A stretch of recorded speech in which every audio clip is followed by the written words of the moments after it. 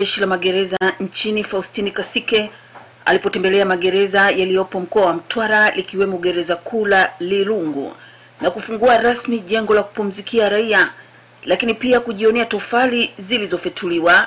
Kwamba ukilinganisha sasa na idadi ya wafungwa na mahabusu ambao wapo nchini kote, ambayo wastani wake ni kama 37,000 takriban 38 hivi, ambayo average. Tulikuwa tunadhani kwamba kitakachozalishwa katika magereza ya kimkakati ikingeweza kukidhi na pengine hata ziada ingeweza kupatikana kama si swala la hiyo changamoto ya hali ya hewa na swala la kutendea kazi. Kwa upande wake, mkuu wa gereza la Lilungu Joseph Tembo amesema wamefanikiwa kujenga jengo la kupumzikia raia, lakini pia kufyatua tofali. Wametumia nguvu ipasavyo za wafungwa ili kuweza kukamilisha ile jengo. Ile jengo gharama yake ni kama milioni 13 na laki 6. Ingetumia mzabuni na watu mbalimbali ingegharimu zaidi ya milioni 19. Lakini sisi tumetumia nguvu za wafungwa na nguvu za askari kukamilisha ile jengo. Tumefyatua tofali 7,600 kwa kutaka kujenga nyumba za askari za maafisa.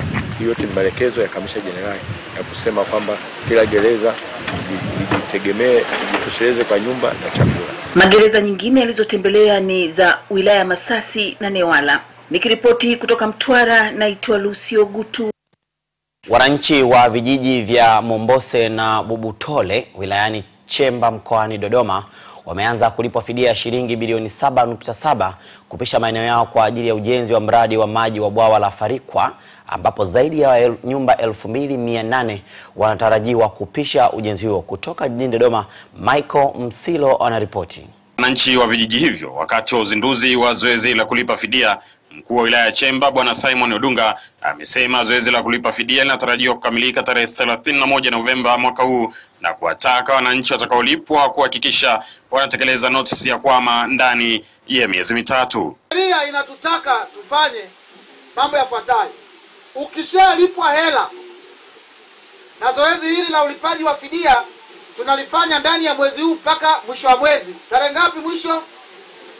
Tarehe 31 ya mwezi Oktoba, kila mtu hela yake itakuwa imeshasoma kwenye akaunti. Sheria inakutaka ukishapata hela ndani ya siku 90, miezi mitatu, uweze kuwa umeondoka eneo hilo la mradi. Tumieni nafasi hii kubadilisha maisha yenu kutokana na hii fidia mnayoipata, iwe kumbukumbu kwenu na kwa watoto wenu. Kwa upande wake, kaimu afisa wa maji bonde la kanda ya kati Bwana William Mabula amesema serikali imewekeza fedha nyingi katika mradi huo, hivyo wananchi bado wana wajibu wa kuendelea kusimamia uwepo wa chanzo hicho cha maji. Kwamba serikali itakuwa imejinyima mahitaji mengine ili kujenga hili bwawa kwa ajili ya kuhudumia walioko jirani nalo, na sana sana litawekeza maji yake kwenye makao makuu ya nchi yetu mjini Dodoma, kwenye jiji la Dodoma. Sasa kwa misingi hiyo ni kwamba tuwaambie kuanzia sasa kwamba hata mkihama eneo hili mkae mkijua kama mna wajibu of course kwa usimamizi wa wataalamu ambao sisi tupo karibu na nyinyi kuendelea kusimamia utunzaji wa hiki chanzo. Wakizungumza wakati wa zoezi hilo, baadhi ya wananchi wameishukuru serikali ya awamu ya 5 kwa kutekeleza ahadi yake ya kuwalipa fidia ili kupisha mradi mkubwa wa bwawa la maji ambalo litakuwa na manufaa makubwa kwa taifa. Kuipongeza serikali kwa kazi nzuri ambayo imefanya, kwa sababu huu mradi ni wa kitaifa, tutanufaika taifa zima, si wana Mombose tu. Na nimefurahi sana kulipwa fidia, kwa sababu ninajua kabisa nikishalipwa fidia nitahama kwa muda muafaka kwa zile hatua ambazo serikali imechukua, kwamba tunaona kwamba tuhame kwa siku 90. Kutoka wilayani Chemba mkoani Dodoma, mimi ni Michael Msilo, ITV. Mkoa wa Simiyu umeanza mkakati wa kupambana na mabadiliko ya tabia nchi kwa kukutanisha wadau mbalimbali ili kujadili hali ambayo inachangia mkoa huo kuwa na miongoni mwa mikoa maskini hapa nchini. Kutoka mkoani Simiyu, Berens China anaripoti.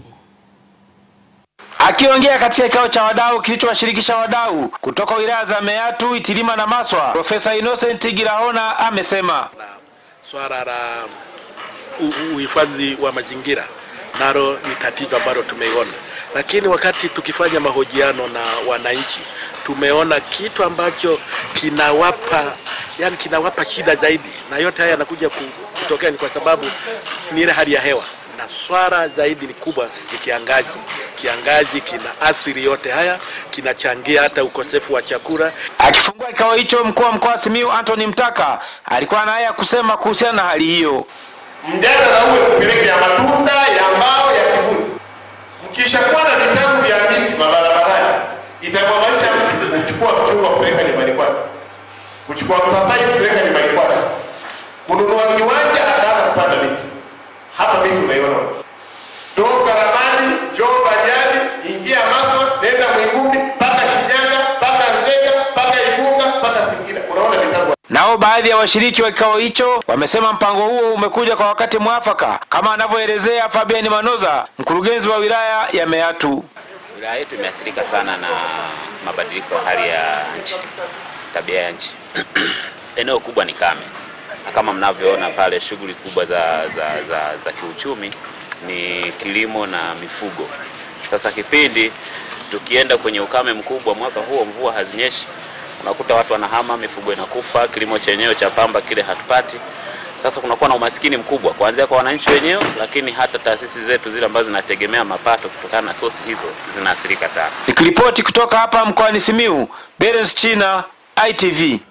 Baraza la Mtihani la Taifa limekuwa likitumia gharama kubwa katika kutunga na kuchapisha mitihani na kuwataka walimu kuzingatia uadilifu katika usimamizi wa mitihani ili kunusuru serikali kupata hasara pindi mtihani unapovuja. Mwanahabari wetu Shaban Tore anaripoti.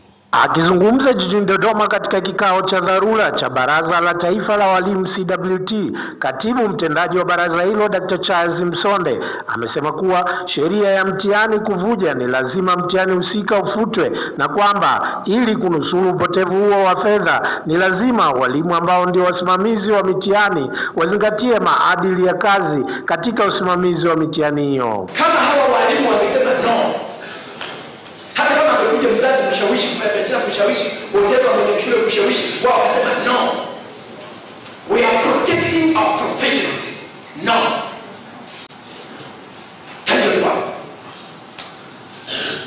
Kwa hiyo uadilifu katika mitihani, ndugu zangu, uko mikononi mwetu sasa. Na mimi kama viongozi wa walimu, Mheshimiwa Rais, nawategemea sana. Aidha, Dr. Msonde akitoa taarifa ya uhakiki wa vyeti vya walimu amebainisha kuwa kati ya walimu 290 ambao ni wanachama wa CWT waliofanyiwa uhakiki, walimu 30 walikutwa na vyeti feki. Sababu zoezi letu tulikuwa tunalifanya kwa niaba yenu, niseme tu lilikuwa ni zito, gumu la aina yake. Na ugumu wake ulitokana kwa sababu wale watu waliogushi wanajijua wamegushi, na wengine, to be honest, si ajabu wamesaidiwa kugushi na watu wenye walioajiri wao. Kwa upande wake, rais wa CWT Mwalimu Lea Ulaya amelishukuru baraza hilo kwa ufafanuzi walioutoa kuhusiana na madai ya posho za usimamizi wa mitihani, huku akiomba serikali kusimamia swala la upandishwaji madaraja ambalo linaenda sambamba na upandishwaji mishahara lifanyike kwa wakati. Kwamba tunahitaji kuwa wazalendo, tunahitaji kufanya kazi zetu kwa uadilifu, lakini si uadilifu tu, lakini pia kwa uvumilivu kutokana na mazingira ya kazi tulionayo sisi walimu. Kwa namna pekee kabisa nikushukuru kwa hatua hiyo, lakini ninajua wewe binafsi unafanya kazi katika mazingira magumu kama ambavyo umetueleza. Ripoti kutoka jijini Dodoma, Shaban Tole, ITV. Taasisi ya kuzuia na kupambana na rushwa TAKUKURU mkoani Mwanza imefanikiwa kuokoa kiasi cha zaidi ya shilingi milioni 42 huku kidhibiti upotevu wa fedha kiasi cha zaidi ya shilingi milioni 8 ambazo zimetokana na chunguzi mbalimbali katika kipindi cha mwezi Julai hadi Septemba mwaka huu. Kutoka jijini Mwanza, mwanahabari wetu Mabere Makubi anaripoti. Mkuu wa taasisi ya kuzuia na kupambana na rushwa mkoani Mwanza Emmanuel Stenga amesema kati ya fedha hizo kiasi cha shilingi milioni 30.2 tayari kimerejeshwa katika akaunti maalum ya serikali iliyopo Benki Kuu, wakati shilingi milioni 11.4 zikirejeshwa katika kijiji cha Salongwe wilayani Magu baada ya kubaini ubadhirifu katika mradi wa ujenzi wa zahanati ya kijiji hicho. TAKUKURU mkoa wa Mwanza katika kipindi cha mwezi Julai hadi Septemba 2019 imefanya ukaguzi wa miradi 8 ya maendeleo yenye thamani ya bilioni 2.15. Kati ya miradi iliyokaguliwa, miradi 6 ni ya elimu ambayo ina thamani ya shilingi milioni 800.6. Mradi mmoja wa miundombinu ya maji wenye thamani ya shilingi milioni 986, na mradi mmoja wa afya wenye thamani ya shilingi milioni 360. Pia mkuu huyo wa TAKUKURU mkoani Mwanza amewataka wananchi kuzingatia makatazo yote yanayopelekea kuwepo kwa vitendo vya rushwa kuelekea uchaguzi wa viongozi wa serikali za mitaa uliopangwa kufanyika Novemba 24 mwaka huu. Yapo makatazo yafuatayo ambao vile vile yanatengeneza makosa ya jinai. Mgombea kujitoa kwenye kinyang'anyiro cha kugombea kwa kuwa amehongwa. Kutumia njia za rushwa kuandaa kundi au watu wa kufanya vurugu kwenye mikutano ya kampeni ili mgombea mwingine asipate fursa ya kujinadi kwa wapiga kura na wananchi kwa ujumla. Pia wapo wanaopewa hongo ili siku ya kupiga kura asiende kupiga kura. Nikiripoti kutoka jijini Mwanza, mimi ni Mabere Makubi wa Wanafunzi wa shule za sekondari katika wilaya ya Kasulu mkoani Kigoma wamelalamikia shule zao kukosa walimu wa sayansi na vyumba vya maabara kutokamilika wa vingine kutumika kwa kazi nyingine, ikiwa ni pamoja na kugeuzwa kuwa madarasa, hali inayosababisha washindwe kusoma kikamilifu masomo ya science. Kutoka wilayani Kasulu mkoani Kigoma, Deogratus Nsokoro anaripoti. Wanafunzi hao wamemweleza Waziri wa Elimu, Sayansi na Teknolojia Mheshimiwa Profesa Joyce Ndalichako kwa nyakati tofauti katika shule za sekondari Kigodia na Kasangezi, ambapo wamesema changamoto hizo pamoja na ukosefu wa umeme, madawati na maji katika shule zao zinawafanya wanafunzi washindwe kutimiza kikamilifu malengo ya masomo yao. Changamoto ambayo mimi nimeiona katika shule yetu, cha kwanza ni swala la walimu wa sayansi. Shule yetu ina upungufu wa walimu wa sayansi. Vile vile ni kuhusiana na maabara. Shule yetu haina maabara pamoja na vifaa vya maabara. Changamoto ipo shule yetu ni changamoto ya viti. Tunaomba Waziri wa Elimu aliangalia ili shule yetu iweze kupata viti. Pia madarasa yetu yamechoka, tuweze kupata simenti, darasa hazina simenti. Swala la umeme. Katika mabweni yetu hatuna umeme. Hivyo tunalazimika kutumia tochi. Waziri wa Elimu, Sayansi na Teknolojia Mheshimiwa Profesa Joyce Ndalichako amesema azma ya serikali ni kuhakikisha shule zote zinakamilika kwa kuwa na vifaa, walimu na miundombinu, na kwamba wizara imekuwa ikitoa fedha kwa ajili ya miundombinu ambayo inaendelea kujengwa katika shule mbalimbali nchini. Hivyo ni jukumu la viongozi wa wilaya na mkoa kusimamia na wanafunzi kusoma kwa bidii. Swala ambalo limekuwepo la upungufu wa meza na viti utakuwa hautokani na miradi iliyopo, bali ni labda tatizo ambalo limekuwepo la historia kwamba tuna sehemu kubwa ambayo shule zetu nyingi zimekuwa hazina viti. Kwa hiyo lengo la serikali kwenye sekta ya elimu ni kuhakikisha kwamba wanafunzi wanajifunza katika mazingira mazuri, wanafunzi wanapata elimu bila malipo, na ndio maana hii miradi mnayoiona tunafanya hivyo nchi nzima. Ni kiripoti kutoka shule ya sekondari Kasangezi katika halmashauri ya wilaya Kasulu mkoani Kigoma. Mimi ndio Deogratus Nsokoro. Zaidi ya wananchi 1800 wanaoishi kijiji cha Mapangoni katika kata ya Kerenge wilayani Korogwe mkoani Tanga wameiomba serikali kuwapatia maeneo mapya ya kujenga baada ya kijiji hicho kuathiriwa na mvua ambazo zimeporomosha mawe makubwa kutoka milimani na kuharibu miundombinu ya barabara na maji. Kutoka Korogwe, Kasim Sonyo anaripoti. ITV imefika kwenye eneo hilo na kujionea hali ilivyo, huku waathirika wakubwa wakiwa ni wakina mama wajawazito ambao hulazimika kujifungulia majumbani kutokana na barabara kujaa mawe makubwa, na hali hiyo pia imeshasababisha kifo cha mtoto mchanga ambaye amesombwa na maji hayo. Sisi ni wakazi wa Mapangoni, kama ulivyoona mafuriko yalivyoingia hapa. Kwanza katika huduma ambazo tumekosa hapa, wengine majumba yameisha, tunakaa mpaka kwenye maofisi tumepatiwa sehemu. Nyingine kama unavyoona mafuriko, una mgonjwa ambaye ni mjamzito, kumpeleka hospitali inakuwa ni tabu. Baadaye wananchi hawa wakawa na ombi kwa Mheshimiwa Rais wa Jamhuri ya Muungano wa Tanzania Dr. John Pombe Magufuli. Sasa hivi watu hawana mahali pa kukaa. Serikali imetuombea tukapumzike pale kambini, na kwa bahati nzuri sasa ile kambi ni kitongoji cha kijiji cha Mapangoni. Sasa wito wangu kwa rais, tumuombe sasa hivi eneo lile kweli kwa kitongoji kile ni salama, atusaidie eneo lile. Sasa sisi wahanga ambao tayari sasa hatuna mahali pa kukaa, atupatie lile eneo tuweze kujenga. Hili ndugu mwandishi, kama unavyoona, haya ni majabali ambayo yametoka kwenye maporomoko ya mlima. Majabali haya sio kwamba ni kitu kilikuwepo, yameletwa na maji haya ambayo yamesababisha changamoto haya ambayo yameonekana katikati ya mji wetu. Timotheo Mzava ni mbunge wa jimbo la Korogwe Vijijini. Hapa anaelezea hatua ambazo wamezichukua za kuwanusuru wakazi hao, huku pia akielezea sababu za kutokea mafuriko hayo mara kwa mara. Karibu kijiji kizima kile kinaonekana kama vile hakifai tena kwa wananchi kuendelea kuishi pale. Tulichokifanya kwa sasa, tumetafuta eneo kama unavyoona, kuna zaidi ya familia 47 tumeenda kuzihifadhi kwenye eneo moja, na tunahudumia angalau kwa chakula kusogeza siku angalau mpaka mvua isikie. Changamoto kubwa pale ni kwamba wenzetu wa Muheza wamelima kule juu kwenye mlima ule wa Amani. Mvua ikinyesha, udongo ule ni kwamba sio mgumu. Mvua ikinyesha kidogo, maji yanateremka, mawe yanateremka, udongo unateremka. Nikiripoti kutoka hapa katika kijiji hiki cha Mapangoni kilichopo kata ya Kerenge wilayani Korogwe mkoani Tanga, mimi ni Kasim Sonyo wa ITV.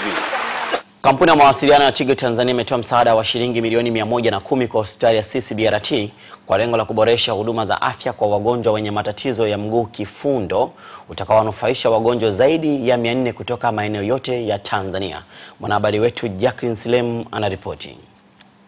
Hospitali hii imesema msaada huo utakuwa mkombozi mkubwa katika uboreshaji wa huduma hiyo ambayo imekuwa ikitolewa bure kwa mamia ya watoto kote nchini. Ushirika wetu nao kuanzia mwaka 2013 tumeanza kugusa maisha ya Watanzania wengi sana, hususan wale ambao wamezaliwa na tatizo la mguu vifundo au tunasema club foot. Tulikuwa tuna changamoto nyingi sana kama CCBRT kuwafikia hawa wagonjwa. La kwanza ilikuwa ni uhamasishaji. Bado watu walikuwa hawajui kama hili tatizo linarekebishika, na linarekebishika ambapo mtoto anatakiwa awe bado mchanga ili kuweza kupata outcome nzuri. Mkurugenzi mtendaji wa Tigo amesema kwa kutambua ukubwa wa tatizo hilo, wameamua kutoa mchango huo kama hatua ya kurudisha kwa jamii. We don't know how to prevent club foot. Tunajua CCBRT wao wanatibu na sisi tunatoa mchango wetu kuboresha. Pia tunaungana na juhudi mbalimbali za kutatua tatizo hilo. Systems at institutions such as CCBRT. Kwanza ilikuwa natetemeka sana. Akaniambia ondoa shaka. Sawa. Mara ya pili nimekuja mpaka mara ya 6 wakanifanyia operation wa mguu wa mtoto vizuri. Tayari wakawa wamenipa wiki 3 za kupumzika ili ile donda lipone.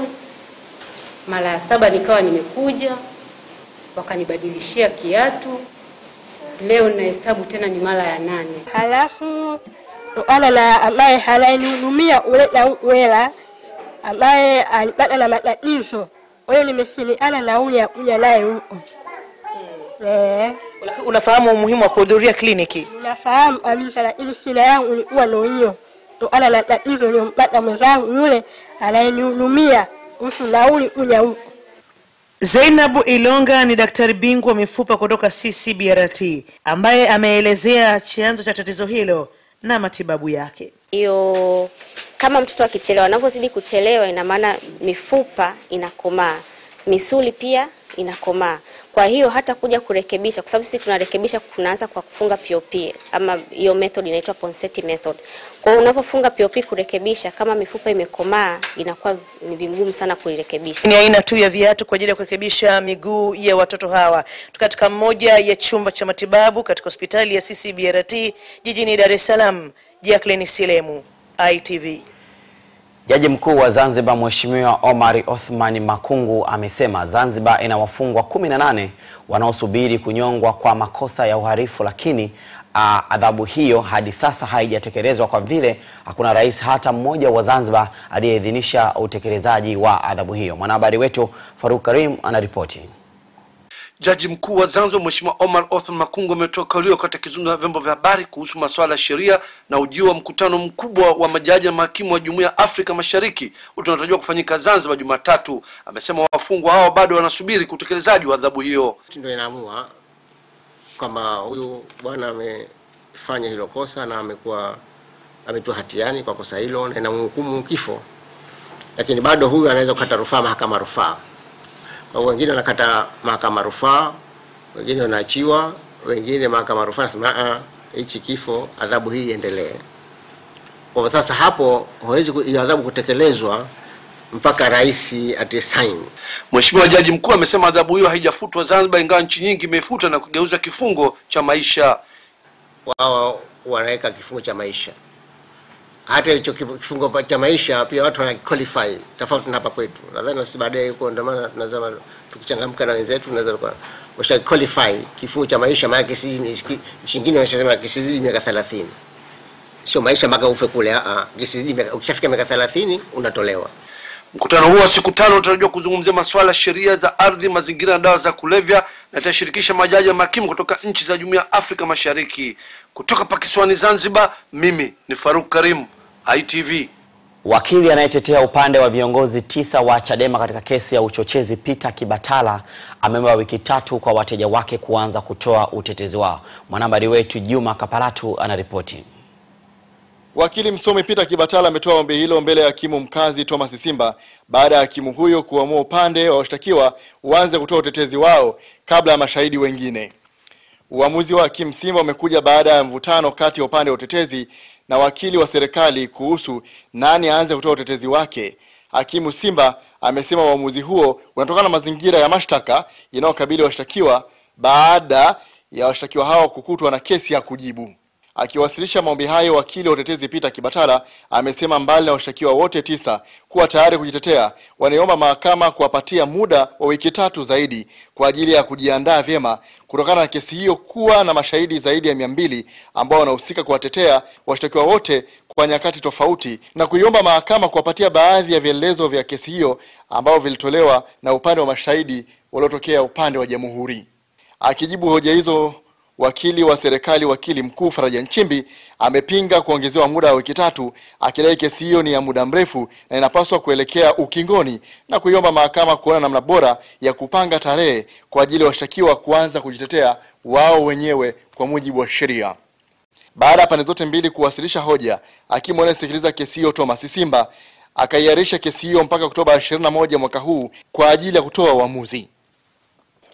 Ni katika mahakama hakimu mkazi Kisutu hapa jijini Dar es Salaam ambapo mahakama hii inasikiliza kesi ya viongozi hawa 9 waandamizi wa Chama cha Demokrasia na Maendeleo Chadema.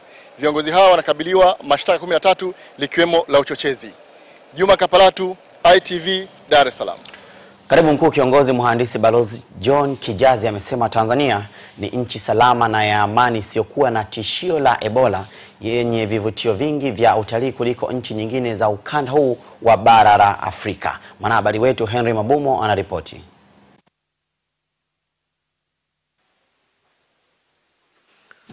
Akifungua onesho la kimataifa la utalii, Balozi John Kijazi amewaondoa hofu mamia ya wadau wa sekta ya utalii toka zaidi ya nchi 60 walioshiriki katika onesho hilo la utalii kuhusu taarifa zinazotangazwa na baadhi ya vyombo vya habari vya nje kuhusu ugonjwa wa Ebola na hali ya usalama hapa nchini. Kwa wale wa Tanzania, hebu kuna ndugu yake, kuna mwenye ndugu yake ambaye ameugua huo ugonjwa au amesikia kwa uhakika fulani ameugua huo ugonjwa. Sasa haya ni maneno, ndio maana nasema wakati mwingine tunaharibiwa na watu wasiotutakia mema. Sasa sisi tukianza kudandia tu kwenye treni bila kujua inakwenda wapi, utajikuta unafika usikotaka kufika. Kwa hiyo ndugu zangu, nataka tu niwahakikishie dunia nzima kwamba nchi yetu ni salama kwa maana ya matatizo ya kiusalama, ulinzi na usalama hatuna shida yoyote. Kwa maana ya matatizo ya kiafya hatuna tatizo lolote la kuzuia Mtanzania, mtalii kuja kutalii hapa. Akizungumza katika onesho hilo, Waziri wa Maliasili na Utalii Dr. Hamisi Kigwangalla amesema kwa mfano kwenye utamaduni, Mheshimiwa mgeni rasmi, tunajivuna kuwa nchi ambayo lugha ya Kiswahili ilizaliwa. Lakini pia tunajivuna kwamba Tanzania ni nchi pekee barani Afrika ambapo unakutana na 4 language families ambazo zinazungumzwa Afrika yote kusini mwa jangwa la Sahara. Tanzania kuna Wakosa, the likes of Wasandawe na Wahadzabe.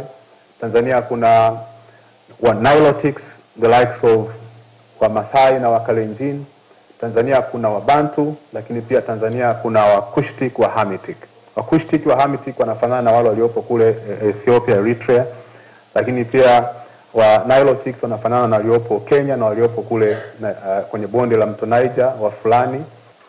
Na pia Mheshimiwa mgeni rasmi, vivutio vingine vingi tulivyo navyo hata hatuwezi muda huu hauwezi kutosha kwa kweli kuvielezea. Hivyo nitoe rai kwa wageni wetu waliotoka nje ya nchi kutenga muda baada ya onyesho hili kutembelea baadhi ya vivutio. Baadhi ya washiriki wameshauri Tanzania kupanua fursa za utalii kwa kuongeza nguvu zaidi katika utalii wa fukwe na kumbi za mikutano pamoja na malikale. Kweli ni kweli, manake tukijipima wenyewe, kwanza tukikaa tukiangalia vivutio ambavyo tuko navyo, inaweza kuwa ni nchi ya 2 au ya 3 duniani kwa idadi kubwa ya vivutio tulivyokuwa navyo. Sababu changamoto moja kubwa kujulikana. Sasa sehemu kama hii tumefurahi kwa sababu moja, tumekutana na kampuni mbalimbali, tumekutana na maagent. Kwa hiyo kwa kweli tunaishauri kwa mfano bodi ya utalii waendelee kuimarisha site hii. Kutoka Dar es Salaam, mimi ni Henry Mabumo wa ITV. Watazamaji wetu wa ITV Super Brand Afrika Mashariki, msisahau kuendelea kuchangia swali letu la kipima joto, swali linalohoji uwepo wa adhabu ya kifo bila utekelezaji, je, igeuzwe kuwa kifungo cha maisha? Uwepo wa adhabu ya kifo bila utekelezaji, je, igeuzwe kuwa kifungo cha maisha? Mwisho wa taarifa ya habari kwa asubuhi ya leo. Kwa niaba ya wote walioshiriki na kuandaa, tukutakie asubuhi njema.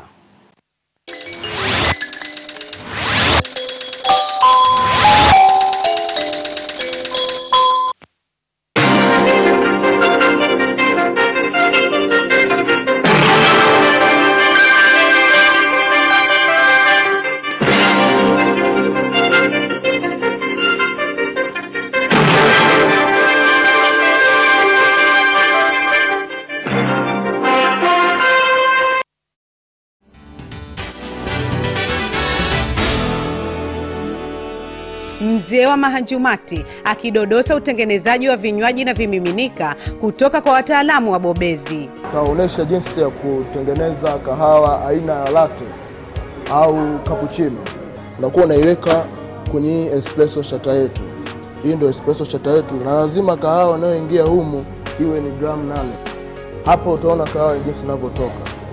Na kahawa nzuri ukitaka kuitambua lazima iwe na krema. Hapa na steam ili ipate joto ili tuweze tukapata layer kwenye latte yetu. Ukiangalia kwa mbali inatokea. Ni Jumamosi saa 12:15 jioni katika kipindi chako bora cha mapishi ITV pekee. Usikose.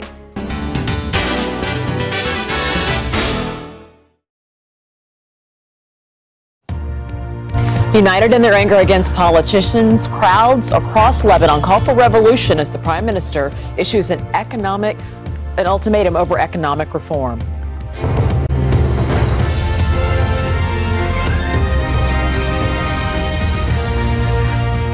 I'm Rochelle Carey. This is Al Jazeera Live from Doha. Also coming up, fires in the streets and battle across Barcelona after more than 500,000 people keep up the pressure over the jailing of Catalan leaders.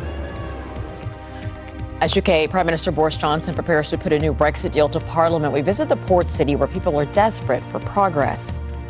3 years ago, everybody voted to come out, and it's in my opinion that that's the wishes of the people that voted. Alone in the wilderness, what's happened to critically endangered wildlife in Africa's largest nature reserve.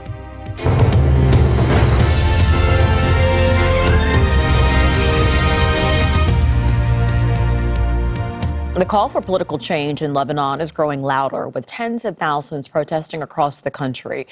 They're calling for revolution. Lebanon's Prime Minister Saad Hariri has given rival groups and his government 72 hours to find a solution to the turmoil that's engulfed the country. At least 2 people have been killed during the demonstrations, which are now on their 2nd day. Stephanie Decker reports in Beirut. For a second day and night, thousands filled the streets of Beirut calling for the government to go. And for the first time on such a large scale, it's not about where your allegiances lie in this deeply divided sectarian country. It's not about class. All walks of life are united against the political leadership. Here today to ask for our rights. The country is corrupted. The garbage is all over the streets. We are fed up with all this. We are here for the future of our kids. There's no future for us, no jobs at all, and this is not acceptable anymore. We have shut up for a long time, and now it's time to talk. Protesters blocked all major roads, bringing large parts of the capital to a standstill. They remained on the streets well into the night. The army used tear gas and water cannon to try to disperse the crowds. The army has said that it will from now on come down harder on the protesters, that it doesn't want to see these kinds of scenes of destruction on the streets. But everyone we've been speaking to say that they will continue to come out to protest, that they are fed up of years of empty promises by the politicians and they want change. Years of a crippling economic crisis has left many Lebanese struggling to make ends meet. It's been made worse by political upheaval and the arrival of 1.5 million Syrian refugees who fled the war. Lebanon has the third largest debt in the world, and the government is trying to secure $11 billion in aid. Banks rationed foreign currency last month, and a state of economic emergency was declared. The latest protest was triggered on Thursday when the government announced plans to charge people for using the WhatsApp messaging service. It was the tipping point for a population frustrated by a growing cost of living, what many call a dysfunctional state. The mass turnout forced the government to drop the tax plan, but it hit a nerve, resulting in nationwide protests. Prime Minister Saad al-Hariri cancelled Friday's cabinet meeting and says his efforts to bring in much-needed reforms have been repeatedly blocked by others in government. No one is taking responsibility here. I'm giving our partners in the government a very short deadline, 72 hours to give us a solution that can convince us and the people in the streets and our international partners.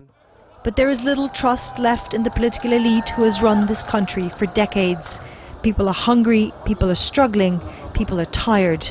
Everyone says these protests are unprecedented, and they are determined to continue. Stephanie Decker, Al Jazeera, Beirut. Robert Rabil is a professor of political science at Florida Atlantic University. He says there have been many indicators that Lebanon was headed to this flashpoint. It has been building up for quite some time, and the grievances against the government, against corruption, against unemployment, against so many things, it just blew up yesterday, and I saw it coming myself. I was in Lebanon in August, and I could see it, people are not happy. You have many people are hungry. Many people, they need a job. You have high unemployment. And also they look at the political leadership and they say it openly now. It's like a mafia-like political leadership that look at the economy, that look at the political system as spoils, and every leader or every leader of a sect, they wanna have his share or her share. So really what we see is a popular social movement, cross-sectarian movement. They need significant and radical reform. Riot police in the Spanish city of Barcelona have fired rubber bullets and tear gas at protesters who surrounded police headquarters and set fires in the streets. More than 500,000 people marched to the Catalan capital in the 5th day of protests. They're angry at the jailing of 9 separatist leaders for their role in Catalonia's failed independence bid 2 years ago. A general strike in Barcelona saw shops and many tourist attractions closed, and the border crossing into France was blocked. Sonia Gallego was right in the middle of the protests. Well, what began as a day of peaceful protesting has now descended into rioting, full-on violence in the city centre, clashes between the police and these protesters. It started off with tens of thousands of people coming out from inside the city, to the city, into the city centre. Then they began to take on the police outside the National Police headquarters here in the city, with smoke bombs being thrown, and rioters in turn throwing pavement stones to the police. A very, very quick escalation into violence. Explosions inside a mosque in eastern Afghanistan during Friday prayers have killed at least 62 people. No one's claimed responsibility for the attack in Nangarhar, but the Taliban says it was not involved and is condemning the violence. Alexia O'Brien reports. They went to the mosque for peaceful contemplation, but minutes later, dozens were dead or injured, their house of prayer destroyed. It was time for Friday prayers and everyone had gathered in the mosque when suddenly a bomb exploded and many people got hurt.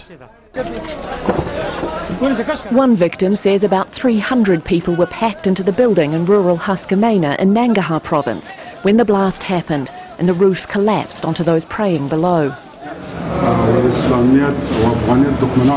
The enemies of religion and the homeland blew up a mosque during Friday prayers. The Afghan security forces arrived in the affected area immediately and helped to transport wounded and remove the dead from the rubble. There aren't enough ambulances in Afghanistan, so the wounded were lifted into any car available and rushed to hospital. Outside, chaos as a steady stream of vehicles brought in the injured. Both the Taliban and ISIL-linked groups are active in the east. So the message that has come from the government is that it's the Taliban and it's Taliban's heinous partners who are responsible for the attack. On the other side, we have had a statement coming from the Taliban condemning the attack. A Taliban spokesman describing it as a crime against humanity. The armed group's been engaged in peace talks with the US in an effort to end the increasingly brutal 18-year war. But last month, President Donald Trump declared the talks dead, blaming a surge of violence by the Taliban. The attack comes just a day after a UN report said Afghan civilians were dying in record numbers. Amnesty International says the blast demands the world's attention. But in Nangarhar, where many now have life-changing injuries and mass graves are being dug, many feel the international community's forgotten them. Alexia O'Brien, Al Jazeera.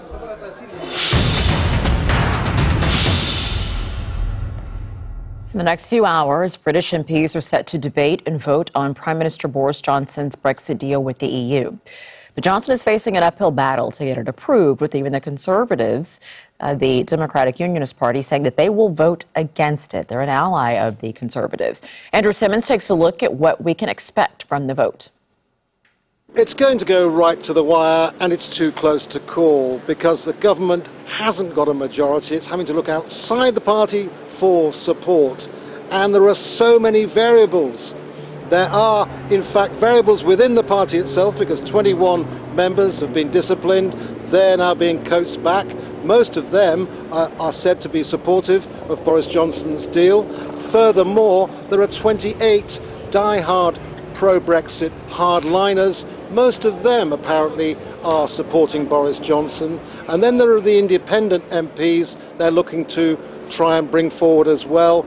But really, as far as the DUP is concerned, no deals there, and so it's the Labour Party. The Labour Party rebels who are pro-Brexit, very much on side with having a deal. How many of them will support the government? Well, that's the key thing, because it could be a few votes short, apparently. Add to all of this, more uncertainty now about the whole process, with Oliver Letwin, a Conservative MP, wanting a guarantee that there isn't a no-deal Brexit by accident. So he wants to speed up the whole process. He wants to flip it round with legislation for this new deal going through first, and then MPs getting together in the Commons and rubber stamping it. Now that could take more than 2 weeks, and that could derail any hope of the whole thing happening before October the 31st, and therefore an extension to January next year. Add to all of this the sense of history of this Saturday. It's been described by some as Super Saturday, and there will be hundreds of thousands of demonstrators here wanting a second referendum. This, a major gathering in London. It could be as many as 1.5 million predicted in the city this Saturday. In one of Britain's poorest cities, dozens of cargo ferries head for Europe every day. With a high percentage of Leave voters, the people of Hull want a Brexit deal done, hoping that'll be the answer to their problems. Emma Hayward reports. A gateway to Europe, the Humber is the UK's busiest trading estuary and home to one of its poorest cities. Nearly 68% of people voted to leave the EU in the 2016 referendum. Many here want Brexit done and a deal to be passed in Parliament. They've dillied and dallied for nigh on 3 years. We weren't asked did we want to vote for certain deals. The ballot paper was yes or no. Do you want to leave? We voted yes. I just wish they'd get on with it and come out. Every time we come on television we expect, or we're hoping it's coming to the end. Now this time we hope it is. 3 years ago everybody voted to come out, and it's in my opinion that that's the wishes of the people that voted, so we should come out. They've spent too much time doing other things instead of on the necessaries, NHS and things that are needed. There are high levels of poverty in parts of Hull. Taking back control from Europe is talked about by some here. Very little has changed here since 2016, and many people are hoping that by leaving Europe, some of this city's problems will be solved and that they'll finally get the Brexit they were promised. Big companies have invested in Hull and many have close ties with Europe. Every day, ferries leave the port laden with cargo and lorries bound for the EU. At Middlegate, Europe, who oversee more than 50 crossings a day, they've been preparing for Brexit for months and say while a deal may be better than no deal, they are entering uncharted territory and it will come at a cost. Any deal will bring in customs clearance issues where people will have to customs clear goods that they've never custom cleared before. Realistically, it's probably going to add about 10% to the overall cost of moving goods from EU to UK or the UK to EU because you have to customs clear on both sides. Many parts of Britain are feeling fatigued by Brexit, looking for a solution, whatever that may be, even if it leaves Britain standing alone. Emma Hayward, Al Jazeera in Hull. Still ahead on Al Jazeera, he's been a hero for the poor. Why Bolivia's longest-serving president is now facing an uphill election battle. And a fragile truce on the Turkey-Syria border, but President Erdogan warns the offensive will resume within minutes if terms are not met.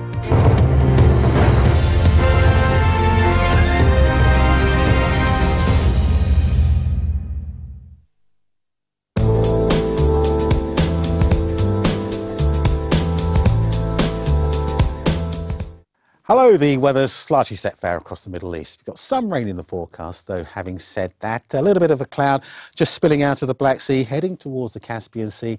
That will sink a little further southwards as we go through the next day or two and may produce a spot or two of rain into northern parts of Syria, just into northern areas of Iraq as well. As we go on through the next couple of days, that cloud will extend its way across into the north of Iran, and you could see a few spots of rain as a result of that. To the south of that, though, we're into the mid-30s there for Baghdad and Kuwait City, down on recent values, pleasantly warm, and similar values too across the Arabian Peninsula. Highs here in Doha of around 34, 35 degrees over the next day or so. Always a chance of 1 or 2 showers down towards that western side of Yemen, but otherwise it's looking largely dry. Now, the 35 in Doha pretty much matched by the 34, 35 Celsius that we may well see in Johannesburg over the next couple of days. Much of southern Africa is fine and dry. There'll be a few showers into central areas of Mozambique over the next day or so. But otherwise, it's looking largely settled. The 35 there, as I said, for Johannesburg as we go through Sunday. Not quite as warm in Cape Town, with a top temperature of 25.